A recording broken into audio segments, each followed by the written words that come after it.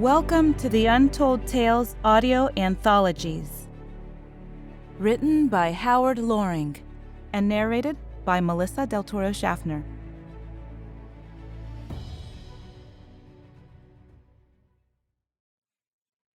Dinner with the Doge, or Stagnation versus Directional Change. "It's time, Hal," said the disembodied voice, seemingly uttered from nowhere. Yet it was familiar, and this was somehow comforting. Then, the formerly sleeping man opened his eyes, suddenly remembering who he was. "Already?" he asked, still prone, but now blinking a few times in vain hopes of focusing on something tangible in the dim room, which was currently lit only by a small corner fireplace and a few strategically dispersed candles. "Look, you oaf, it's not yet sunrise," Hal then observed, casting a glance through the darkened window. Always grumpy after awakening, he next added, "I see no one here. Have they come to attend us? Are they outside?" "No," calmly answered the other, while holding forth a large tankard of steaming, heavily spiced wine. "But soon enough. The uncooperative wind has finally arrived." This got the attention of the man in the bed. He tried to sit up a few times, but these were only hasty and futile attempts. Being quite corpulent, he extended his beefy arm, wishing assistance. "To our advantage or theirs?" he next inquired. "Theirs, I'm afraid," uttered the standing man. And then he added, "You know what you must do, Hal. It must be done quickly, and you know this also." The sitting man was busy downing his tankard while these words were being spoken. This day he would need his wits about him, and the warm wine would surely help. Plus, he always loved warm, spicy wine in the morning. "Delightful," he said, while wiping his mouth with his sleeve. Next, holding out the empty cup, he sighed and belched. The man before him, using a deep ladle, then dutifully refilled it from a large copper vessel hanging in the fireplace. "I will not make peace with the French," suddenly barked the seated man, who, still disheveled, was nevertheless the current King of England. "They are in my waters, uninvited, and I won't have it. I must deal with them, and will." The standing man, who now held the pissing pot, also sighed. "They call me the fool," he said.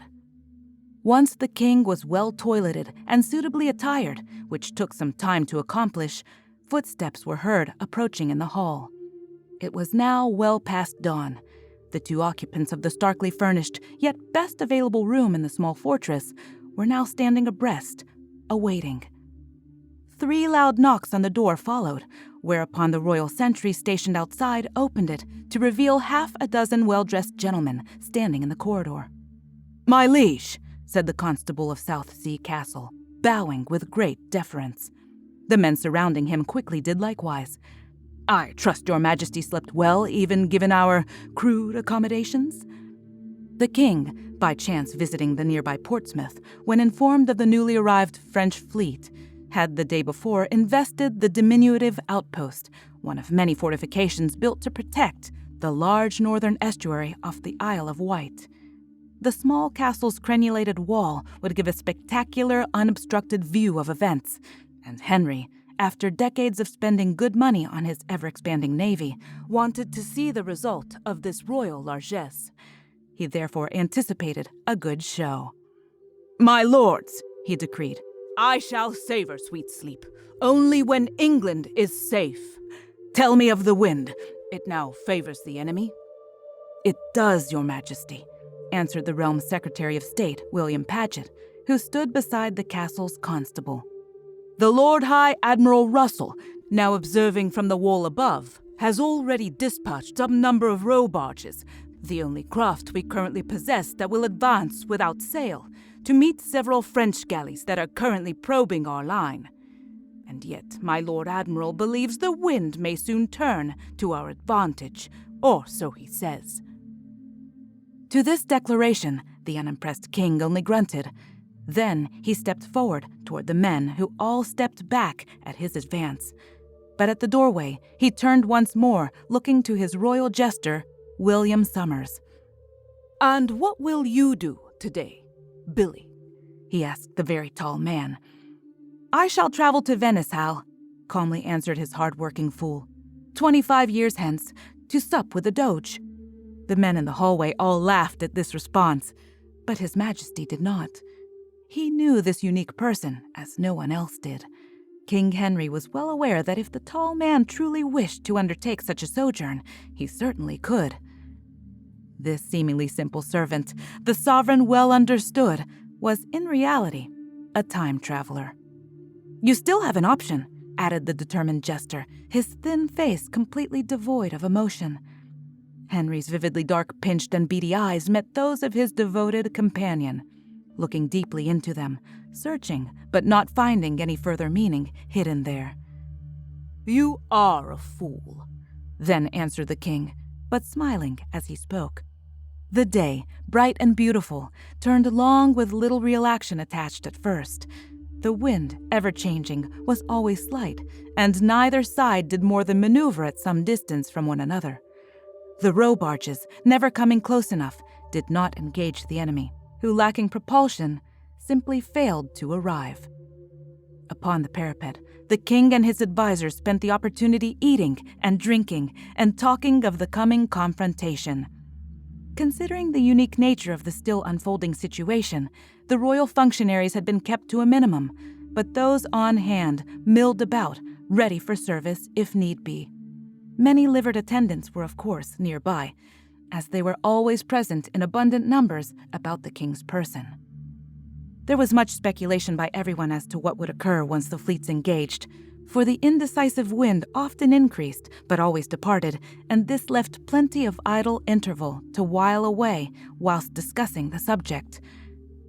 The king's still nascent navy was tiny, much smaller than the mighty French fleet, but being from an island nation, his seamen, unlike hers, were real sailors. Other major European powers such as France or Spain used their fleets mainly for transporting troops and equipment to fight on land. But England's ships fought at sea and well understood its advantages. And the Navy's two principal warships were now present in the Solent, the expansive waterway betwixt the Isle of Wight and England's southern coast. Portsea Island stood midway in the vast estuary, and South Sea Castle was located at its point. The sweeping vantage presented between the fort's crenels was indeed panoramic. By noon, the stagnated wind again picked up. "How many French ships?" demanded the king, sensing at last a change in the stalemated status quo. He stood leaning at the wall, squinting in the distance. "More than me, that's easy to see," he added in a regal but sour tone.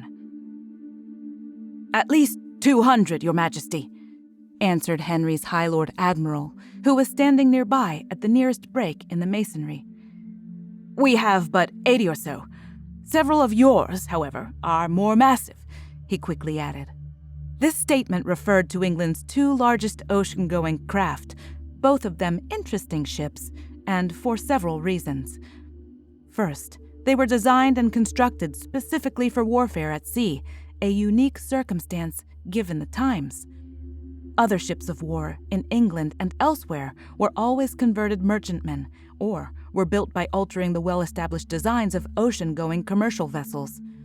Yet, by intention, these two were far superior craft, being not merely transporters of men and arms, but huge, coordinated, and highly mobile total weapon systems in themselves. Second, after seeing long years of heavy action in two separate and brutal wars against two different but equally stubborn French kings, both ships had been successfully and painstakingly retrofitted with the latest technological innovations.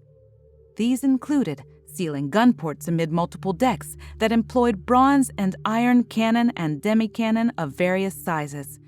Most heavy guns were now also breech-loaded, and this inventive time-saving advancement granted much inherent strategic advantage. These novel arrangements currently permitted for the first time in nautical history the use of the broadside, a practice where all arms a ship possessed, port or starboard, or even both if need be, could be fired simultaneously. This new striking development would quite alter standard naval tactics by setting in place unfolding changes in maritime strategy, becoming preeminent for hundreds of years. The larger of the two great ships, the Mary Rose, was literally bristling with guns, for a new complement of cannon had been installed amidships upon an added tier between the castles, which were the higher decks on either side of the Carrack-style vessel.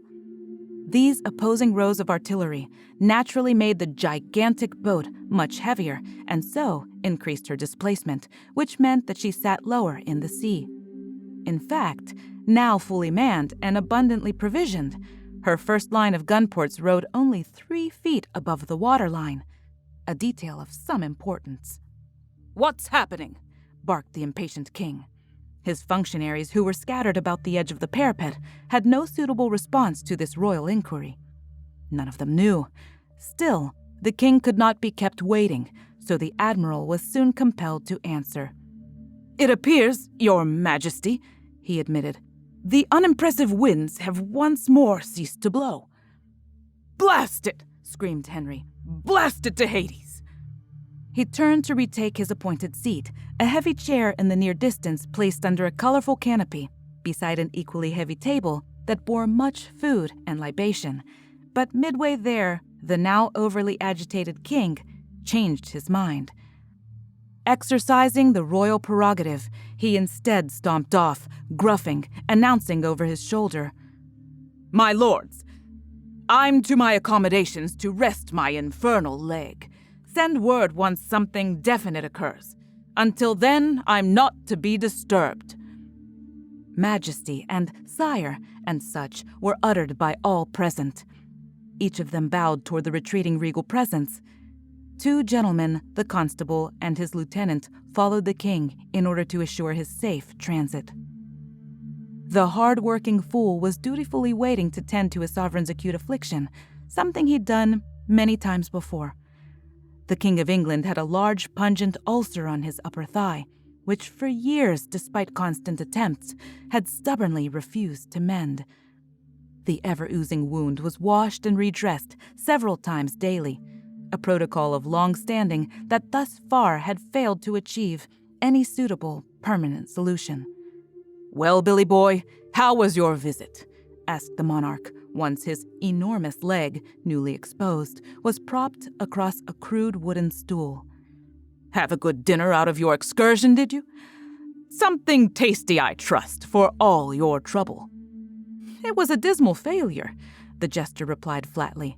"The Doge is as hard-headed as you, I fear. But I've another invitation a week hence that will, from my point of view, take place later today, just after we're done here. Of course, from your reference, this won't happen for another 25 years. He was dabbing thick green pus from Henry's thigh as he spoke. This ministration, like those that would follow, was deliberate, yet slowly and gently delivered. Still, the time traveler knew such action was useless in the long term. The royal lesion would never heal. "What do you wish from him?" inquired the king, referring to the Doge. After all, international intrigue was Henry's lifeblood. He was highly interested, for His Majesty always relished political machinations and stratagem of any kind. "He has to stop warring with the Sultan," answered the nursing man, "as you must with the French. The time is ripe, and Europe should now turn its eyes westward, as I've told you. Your beautiful sailing ships and those of other European powers will permit this occurrence, but only when peace comes." "Why grant accommodation when I can win?" asked the king. "But will you win?" countered the fool. "The French are more numerous, and the uncooperative weather remains fickle. Yet you still have time to alter things." "How so?" inquired Henry. The patient jester then began to wash the king's open wound, a gaping and most grisly one. The unforgiving ulcer was deeply buried within the noble but flabby flesh. Periodically, the upper layer of skin did mostly recover, but in each instance, it was only a matter of time before the gash once more violently erupted, and ever with a nasty, highly odoriferous pus, dripping vengeance. My Lord Brandon, as we speak, is being rowed ashore, explained his fool.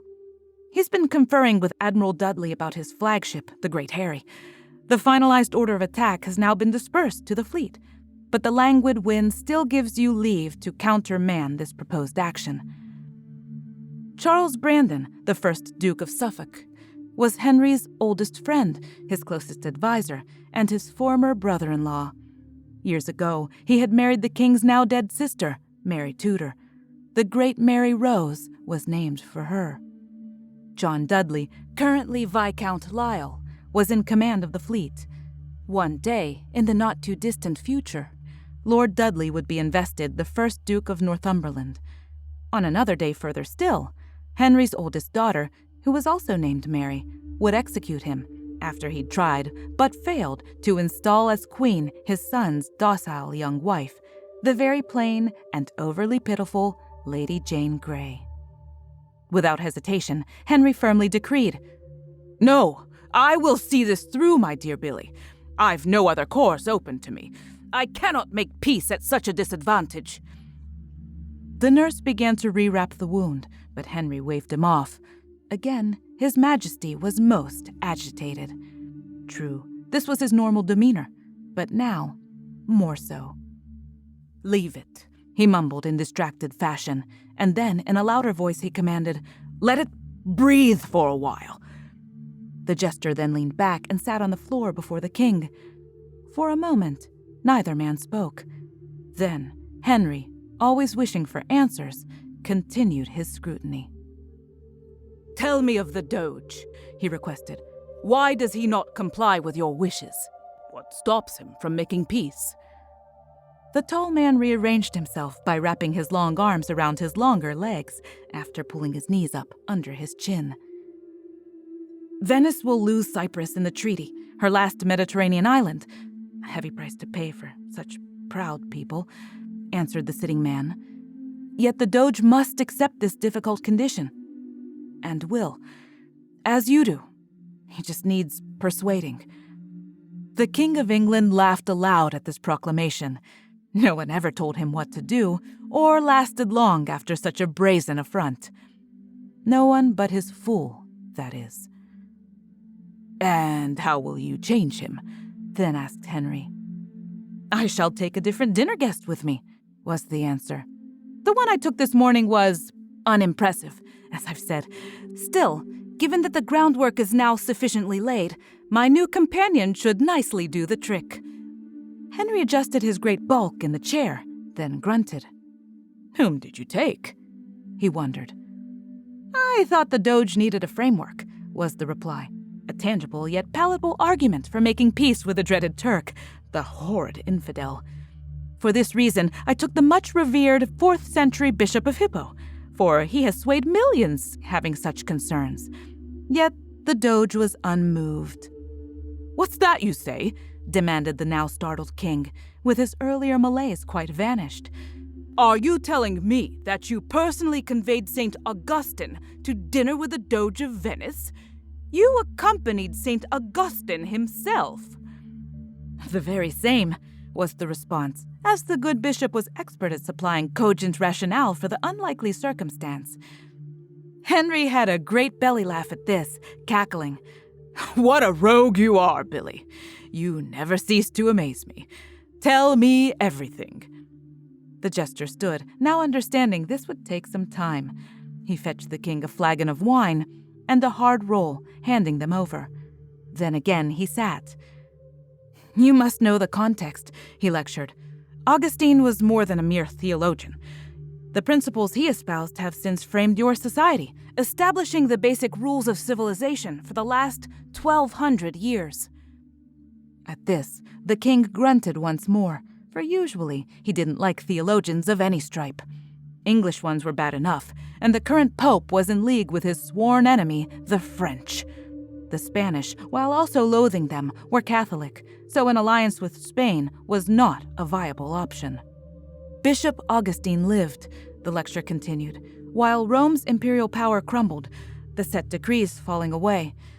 By this time, the growing population was Christian, but barely so, and any fresh rules were yet to be firmly recognized. But now, in every locale, new Christian princes wish to war with other Christian princes. A troubling obstacle if you're a diligent churchman, busy building a religion based on peace and love. "I see it," announced the marveling king. "You speak of the doctrine of just war, the moral reasoning behind why Christians may fight, honor, and so forth." "Yes, but even more," countered the fool. "Having such new stipends gave Europe the time it needed to coalesce, to build intuitions, to set things in place. Now, after more than 1,000 years, this has slowly happened, and the time has come to move on, as I've explained to you before, Hal." "I am no Doge," snapped Henry, disliking the implication. "I am a king, not some mere functionary of a committee of state. I am my country, Billy. I am England." This pompous pronouncement caused the fool to laugh aloud. "You?" he replied. "Why, Hal, you're just a single link in the long chain of history. And a very lengthy procession that is, too. You may control this petty kingdom, but not events in general. That's quite beyond your allotted purview." "What's that?" screamed the king, instantly livid. "You push your limits, man. This line is not humorous in the least, and you overstep your bounds at your own peril." The jester, leaning back, didn't answer this outburst. He knew the raging tempest would soon pass. He knew this stubborn man very well, much better than did even the first Duke of Suffolk, the king's oldest friend, Charles Brandon. "See the bigger picture, Hal," he finally said. "There have been doges in Venice for over 800 years, with many more yet to come. Your esteemed family, ever glorious now, has ruled England for barely 2 generations." After this stiff truism, Henry threw his roll to the floor, but then he thought better of it. Tantrum solved nothing. He knew this to be factual, for he employed them often, and they never worked. And also, he was hungry again. "My point," emphasized the fool, "is the rigid framework set by Augustine is now no longer sufficient. Another direction is needed, a new way of looking at things, for knowledge has been sanctioned, only dictated from above, but no more." "What does that mean?" grumbled Henry, not following. 1,200 years ago," said the jester, "Augustine stated knowledge of any kind was a thing given only by God. Ergo, to know anything at all was a gift from God. Knowledge gained without God's grace then became heretical." This comment made His Majesty smile. Generally, the king favored a good heretic. After all, he was the biggest one yet. This long-accepted arrangement, while providing local stability, had its limits, added his fool. For people are ever curious and naturally inquisitive, and any such restriction is always stifling. So, to ease these well-placed concerns, 300 years ago, the enlightened Thomas Aquinas decreed that God-given knowledge really comes in 2 forms. There are understandings which you can discover on your own, by God's grace, and that which is known only to Him, granted through divine revelation. "Yes," declared Henry, "and what's wrong with that? It makes good sense. The darker ages are long in the past, and we have much current knowledge now, as my fearsome ships will soon demonstrate to the invading French fleet." "But are they truly over?" asked the jester, trying once more to make the elusive connection. "How? When knowledge remains tangible in itself, a real thing at which you may chisel away as some sculptor would, slowly dribbling off random pieces, as it were. No, Hal. Adherence to such a stilted outlook has inherent disadvantages that are no longer acceptable." "But what other way is there?" asked the baffled ruler. The patient time traveler began to rewrap Henry's leg. "Make peace with the French," was his answer, "and find out." It was now late afternoon, and the wind came up in the earnest. The sovereign was duly informed. Presently, he was upon the rampart. "What news, my lords?" The king, now wearing clean leggings, asked of his retinue, after making his slow but regal transition to the wall above the broad estuary. "The wind is up, Henry," answered the newly arrived Duke of Suffolk. who then affectionately embraced his oldest friend. The particular personage solely possessed such a uniquely granted privilege, and so he often shunned the standard convention of great deference to the royal station and regularly addressed the king by name. Soon, Vice Admiral Carew will advance with his flagship, the Mary Rose, the nobleman added, thinking of his long-dead wife, the king's once beautiful sister. "She moves, Your Majesty," announced the Lord Admiral Russell, who was, as his title indicated, head of the entire English Navy. "Magnificent," declared the Constable of Southsea Castle. Everyone looked to the huge ship floating gracefully in the near distance, her sails already fully deployed and gently filling with air. "And what will happen now?" asked the eager monarch. "She will soon turn and lead the line of attack," answered Suffolk, as if it were only a foregone conclusion, which it was. Aboard the Mary Rose, the very command was being given. "Prepare to bring her about," the Vice Admiral calmly said to an aide, and quickly the order was shouted to runners who would disperse it throughout the crew. "Close all starboard gun ports," he added next. This most critical instruction was passed on as well, yet it somehow failed to reach the two lowest decks, and that salient fact had both immediate and dire consequences. Soon, the giant ship began to slowly turn. Next, a robust gust of wind swept across the vessel, snapping taut her full complement of sail. Then, the impressive Mary Rose, the very pinnacle of current nautical innovation and design, was herself broadsided. Already riding deeply in the water, she soon listed just enough for the sea to rush in through the still open gun ports along her lower tier of the starboard artillery. This swiftly pulled her further down, which naturally shifted everything stowed aboard towards the rapidly increasing tilt of the ship. The lashing ropes that bound the heavy guns stationed the opposite soon gave way under the tremendous strain and ripped apart, sending the cannon and their great weight crashing across the distance and into the now flooding compartments above the great vessel's main hold. This cavity was vast, the deepest section of the Mary Rose, an immense storage chamber, now breached and filling with water. The second tier of open gun ports was swamped in less than a minute, and the same unabated process then repeated, sharply increasing the ever-growing angle of list. On board was complete chaos. The massive ship was quickly totally overwhelmed and sucked under. Because the enemy still used the older tactics of boarding a vessel from hand-to-hand combat, heavy webbing had been strung across all decks to repel such an onslaught, and the hapless sailors and soldiers stationed on these levels were all trapped within the substantial ropes, like fish in a net. "My God!" gasped the Lord High Admiral. It was all that needed to be said. Everyone else was too stunned to speak. Henry simply stood with his royal mouth hanging open. Soon, all that could be seen of the once impressive ship was her topmost sails, tilted at a 60-degree angle for, hitting bottom, the doomed vessel had settled into the deep mud, hidden but just awaiting beneath the murky water. All manner of items were now floating about, somehow escaping the netting. Only the men clinging to the upper rigging survived the calamity, less than 40, well over 400 total aboard. Most of the casualties occurred below. Many died there before the boat sank, crushed by items loosened in the dramatic shifting involved. But to a man, the others were swallowed alive. Those on the upper decks, all ensnared by the nets, each drowned while viewing the elusive surface in the near distance above them. Then, the feckless wind, the last of the waning day, also died, bringing to an end the so-called Battle of the Solent. The French, thinking better of the entire campaign, soon withdrew their fleet.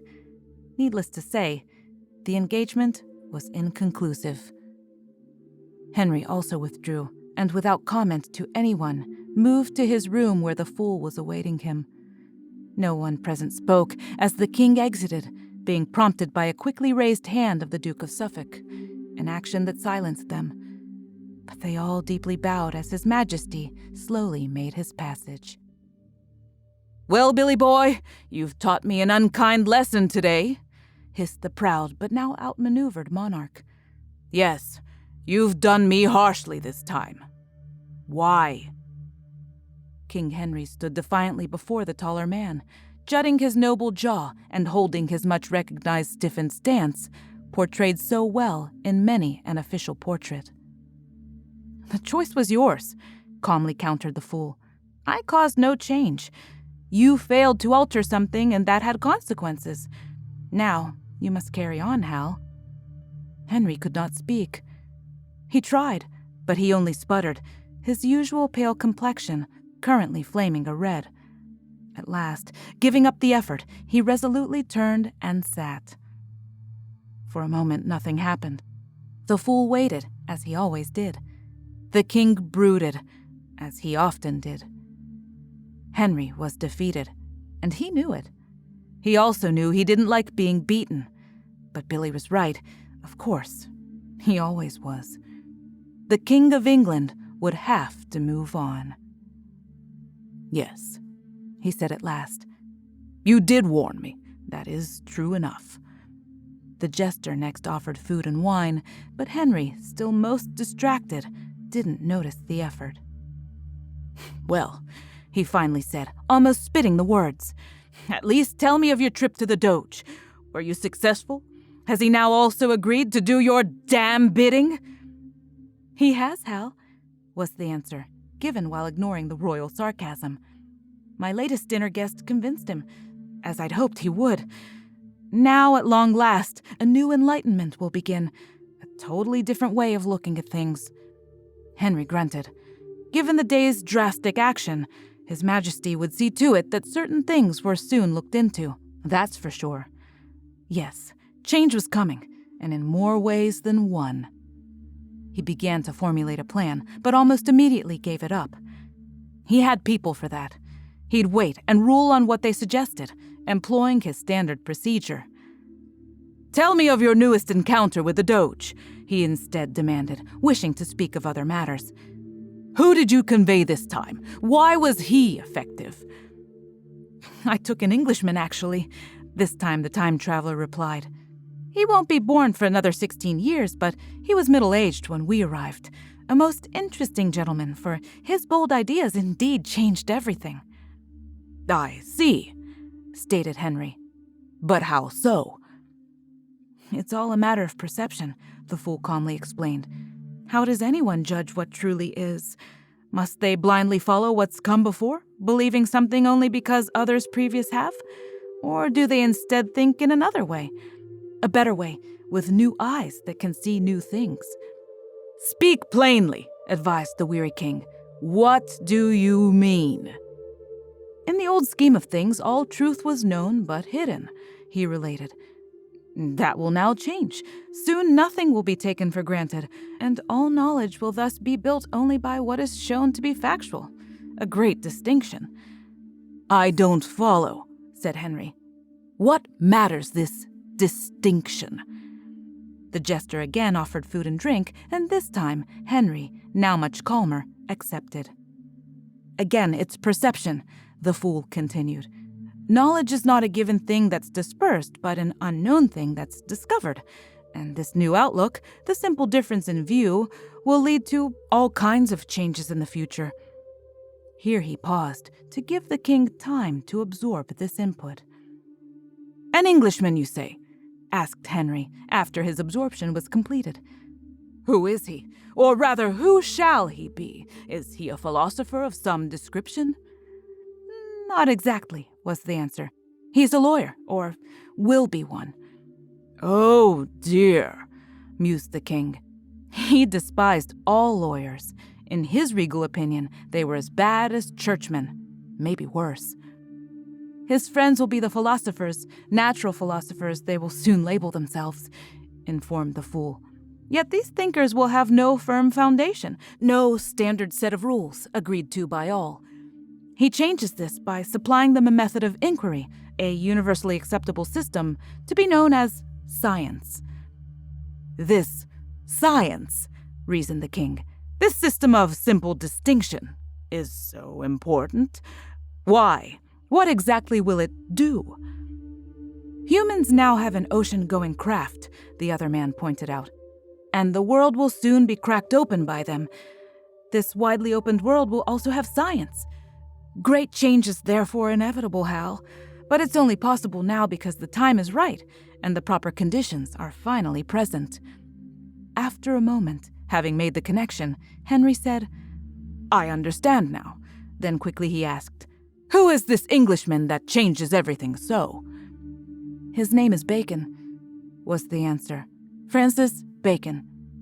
Henry roared at this, his bilious body jiggling with laughter. "Wonderful!" he cried. "I've always loved pork." "You've always loved everything, Hal.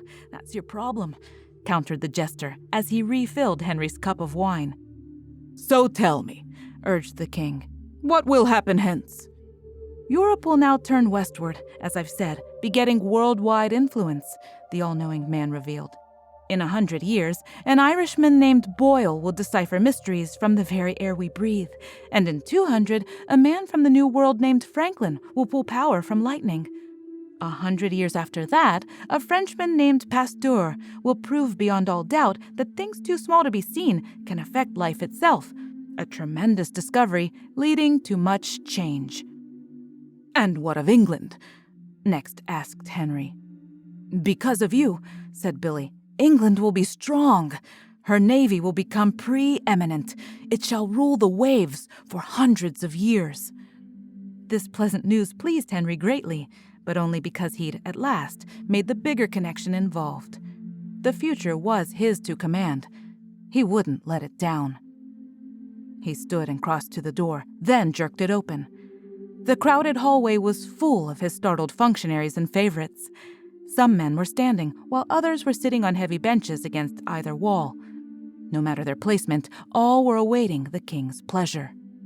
"Charles!" he barked, and the Duke of Suffolk dutifully stood. "I shall have peace with France," Henry announced. Suffolk only nodded, and then sat as before. "Your Majesty," interjected Lord Paget, who jumped at the king's sudden appearance. As England's Secretary of State, this lofty bureaucrat would have to negotiate any treaty with the French invaders, and he didn't relish doing so under the current tactical conditions. Yet Henry was unconcerned with that aspect. "I will have my peace with France," screamed the monarch, and Paget also nodded and sat. Then Henry, ever intent on hasty retreat, began to turn from the room's threshold, but instead, exercising his royal prerogative, he first commanded, "And bring pork for dinner." Then he slammed the door. His fool now held the wash basin, a towel draped over his arm. Sleep came late that night for the 8th English king crowned Henry. He was abed but thinking. His Majesty was leaving on the morrow to continue his recent interrupted progress through the south of his realm, but he was troubled, and his active mind refused to cease its unrelenting rambling. "Billy?" he called out softly. "Yes, Hal," came the answer from the darkness. "I'm here." "When the world is new," began the royal pondering, "will they know what I did? Will anyone care that I made peace with the French? Will they even remember me at all?" This whispered inquiry caused the jester to laugh aloud. "And they call me a fool," the time traveler said. Thank you for listening. We love our listeners, fans, and patrons here at Untold Tales, and we would love to hear from you. Please consider leaving us a 5-star review on Apple Podcasts, letting us know what your favorite story has been in our 3 seasons of storytelling so far. We'd love to continue shaping our podcast with stories that you'd like to hear. As always, thank you for listening and have a wonderful day.